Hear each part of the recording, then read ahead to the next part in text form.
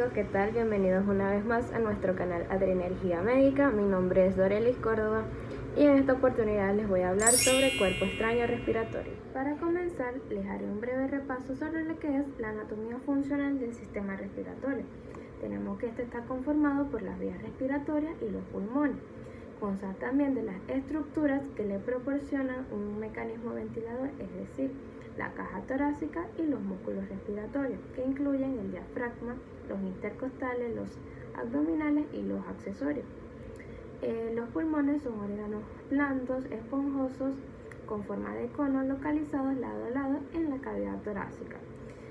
Son huecos y están cubiertos por una doble membrana lubricada llamada pleura, que evita que los pulmones rocen directamente con la pared interna de la caja torácica.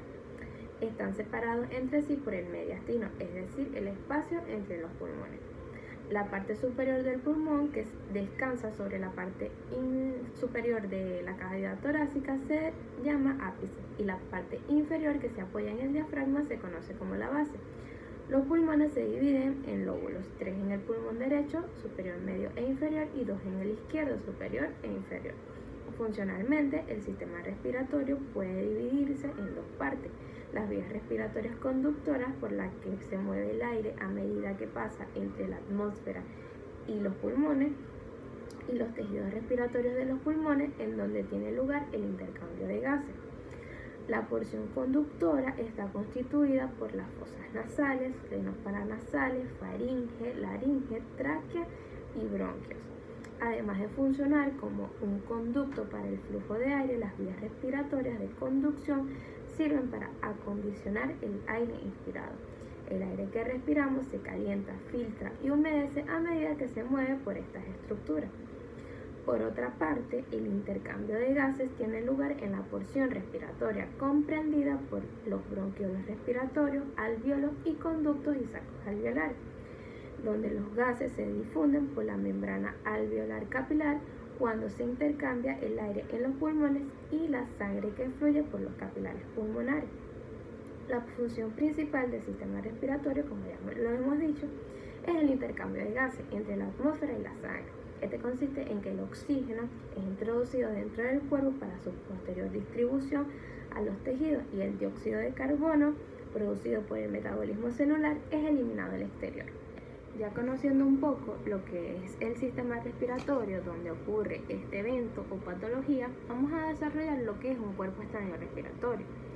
Este se define como presencia o ingreso de manera accidental a laringe, tráquea y bronquios de un objeto, ya sea orgánico o inorgánico, con manifestaciones de dificultad respiratoria que incluso puede conducir a la muerte. Se trata de un evento potencialmente fatal que, aunque cualquier persona a cualquier edad está en riesgo de aspirar o ingerir accidentalmente cuerpos extraños, los niños entre los 12 meses y los 5 años de edad constituyen un grupo de mayor riesgo. Aproximadamente el 80% de los episodios ocurren en niños menores de 3 años, con un pico de incidencia entre los 2 primeros años de vida, siendo la cuarta causa de mortalidad por asfixia en niños. Antes del siglo XX, la aspiración de cuerpos extraños tenía un porcentaje de mortalidad del 24%. Sin embargo, con el desarrollo de las técnicas de broncoscopia, a la mortalidad se le disminuyó dramáticamente. Ahora bien, por otra parte, vamos con lo que es la etiología y los factores de riesgo. Cabe destacar que los materiales aspirados se clasifican en orgánicos e inorgánicos. Los primeros son los más comunes. Dentro de estos encontramos el maní, el maíz, el frijol, la nuez, pistacho, entre otros. Y los inorgánicos, comprendidos por diversos objetos de metal y plástico. Se sabe que la población de mayor riesgo para aspirar o ingerir accidentalmente cuerpos extraños son los niños entre 2 y 5 años de edad, debido a que en esta edad tienden a explorar ávidamente el mundo. La inmadurez de la dentición y carencia de molares dificultan la adecuada masticación de ciertos alimentos, asociados a la aún no apropiada coordinación del sistema neuromuscular, que interviene en el proceso de la deglución y protección de la vía.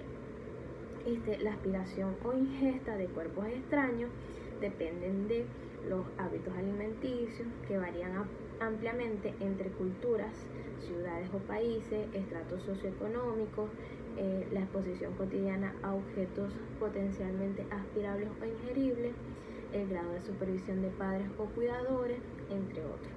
Y los cuerpos extraños frecuentemente aspirados son materiales orgánicos, que se tiene que el maíz de 36 a 55% de todos los cuerpos extraños en la sociedad occidental, otros como nueces, semillas especialmente de sandía en los países del Medio Oriente, y otros como zanahorias crudas, uvas, salchichas, espinas de pescado, huesos de pollo, pedazos grandes de comida, semillas de frutas, palomitas de maíz, entre otros. Con regularidad aspirados por lactantes y niños pequeños. Los materiales inorgánicos, especialmente juguetes plásticos, también dulces, clavos, clips, alfileres, piezas de joyería como aretes, cadenas, vidrios, ganchos, accesorios para el pelo, son frecuentemente aspirados por niños mayores. Las monedas constituyen el objeto más encontrado en el esófago, aunque todos los anteriormente descritos pueden impactarse en el lumen esofágico. Los objetos redondos son los que se encuentran con mayor frecuencia o regularidad relacionados con los desenlaces fatales. Es importante enfatizar que, según la naturaleza de los cuerpos extraños, pueden expandirse, cambiar de forma, disolverse, desintegrarse, fragmentarse, penetrar, irritar la mucosa digestiva, ya sea por vecindad o por reacción físico-química. Por consiguiente, como ya lo he mencionado anteriormente, tenemos que las manifestaciones clínicas van a estar condicionadas por el tamaño del cuerpo extraño, por su localización, su composición, ya sea vegetal, plástico, metal, el grado de obstrucción que produce y por el tiempo de permanencia en el árbol respiratorio. Ahora bien, se describen 3 fases clínicas distintas tras la aspiración de un cuerpo extraño. La primera es el periodo inmediato de posaspiración, que se manifiesta por una tos súbita, violenta, con asfixia, cianosis, ahogo, estridor y sibilancia. La mayor parte de las veces el material aspirado se expulsa en ese momento gracias al reflejo tosígeno. Si la tos no es eficaz y no se consigue eliminarlo, son necesarias maniobras de actuación médica inmediata para evitar que la obstrucción sea irreversible. Tras esta fase puede haber un periodo asintomático que puede ser de minutos a meses de duración, dependiendo de la localización del cuerpo extraño, del grado de obstrucción que produce y de la reacción inflamatoria que genera. En esta fase existe el riesgo de retrasar el diagnóstico, dado que la sintomatología no es tan llamativa. Además, en este periodo el material aspirado puede cambiar de localización y por tanto sus manifestaciones clínicas. En la tercera fase se manifiesta la patología derivada de la reacción del cuerpo extraño generada como inflamación, infección, dando síntomas como tos crónica, expectoración, fiebre, sibilancia y a veces hemoptisis. Este cortejo sintomático es fácilmente confundido con otras entidades clínicas, de las que hay que saber diferenciar. Como ya se ha apuntado anteriormente, los síntomas van a ser diferentes según la localización del cuerpo extraño. De ahí la conveniencia de analizarlos según se sitúe. Tenemos el cuerpo extraño nasal. Esta ubicación es muy frecuente pero de importancia menor. Aún así, el manejo debe ser rápido, ya que existe riesgo de aspiración a segmentos más profundos e inferiores.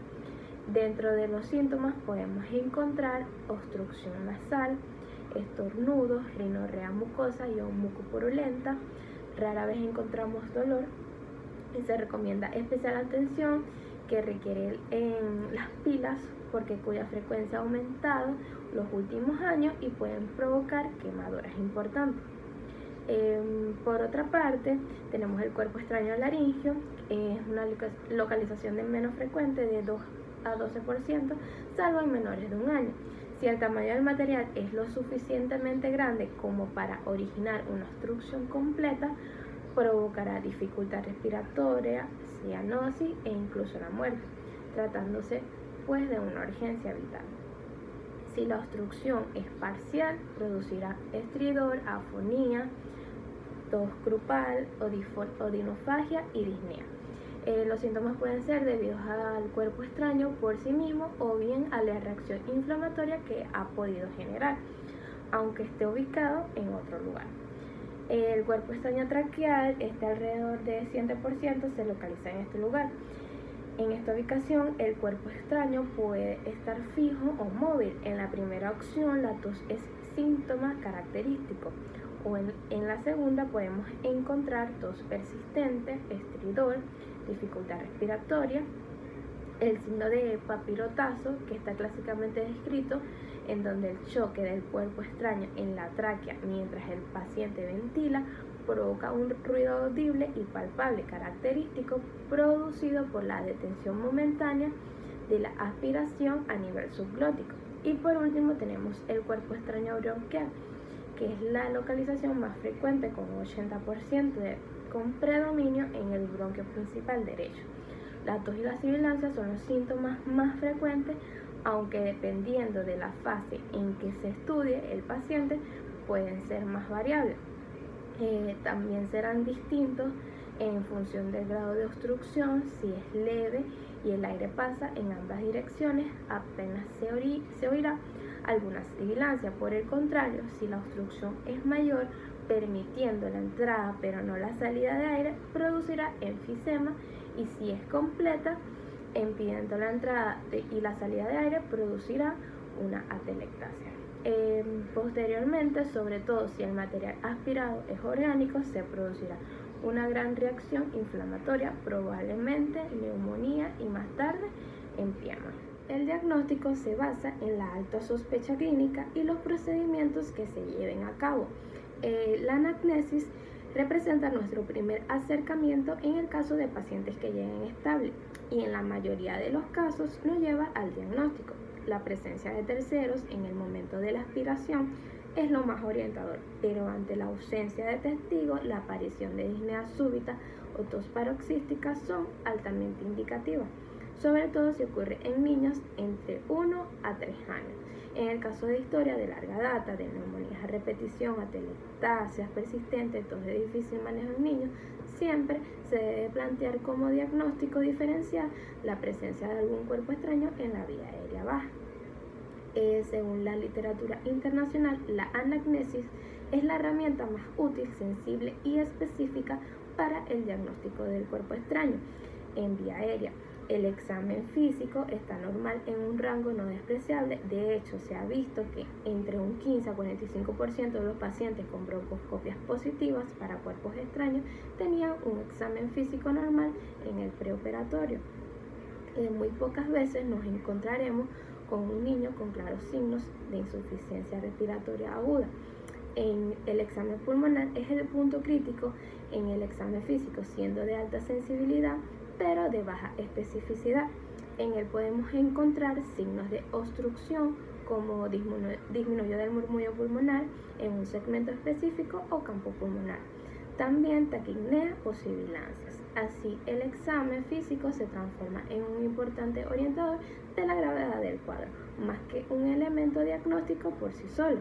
El estudio por imágenes debe ser considerado solo como complementario, dada su baja sensibilidad, pero muchas veces será útil para determinar si el cuerpo extraño se encuentra en vía aérea o en vía digestiva.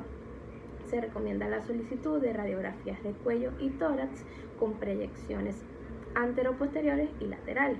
El hallazgo más frecuente es la hiperinsuflación, luego le sigue el cuerpo extraño visible, el neumotórax, atelectasias y neumonía. La sensibilidad de la radiografía varía según la naturaleza del cuerpo extraño, pero se ha descrito que hasta un 11% de los cuerpos extraños son detectables en la radiografía, por lo que ante la presencia de una alta sospecha clínica y radiografía normal se debe realizar de todas maneras el estudio endoscópico. En el último tiempo se usó la tomografía computarizada que ha aumentado por su alta sensibilidad y especificidad, sobre todo para detectar objetos que no son detectables fácilmente a la radiografía por ser radiolúcidos. Los cuerpos extraños de la vía aérea constituyen una urgencia médica y deben ser extraídos lo antes posible, dadas las complicaciones que pueden producir con el paso del tiempo.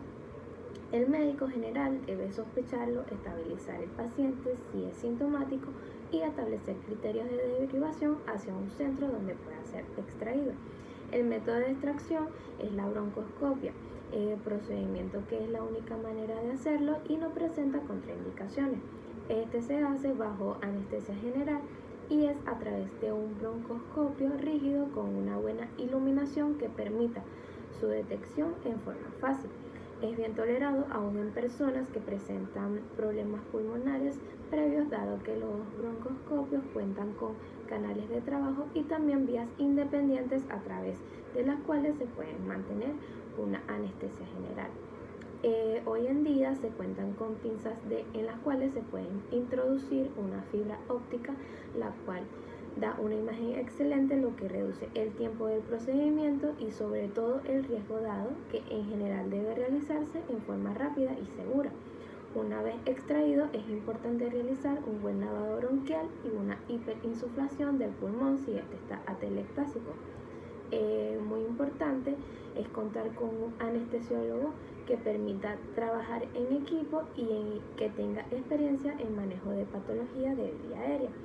Las complicaciones de la extracción están dadas fundamentalmente por compromiso de la vía aérea, especialmente en niños, en quienes durante la maniobra de extracción se puede fragmentar el cuerpo extraño y comprometer el pulmón sano. Por esta razón es importante la experiencia del otorrinolaringólogo. En caso de que haya retardo en la derivación o no se sospeche la presencia del cuerpo extraño, puede conducir a complicaciones infecciosas como neumonía o incluso accesos pulmonares. Si el cuerpo extraño se ha retenido en suficiente tiempo como para producir infección, se debe tomar muestras para gran y cultivo a través de broncoscopio para guiar el manejo antibiótico.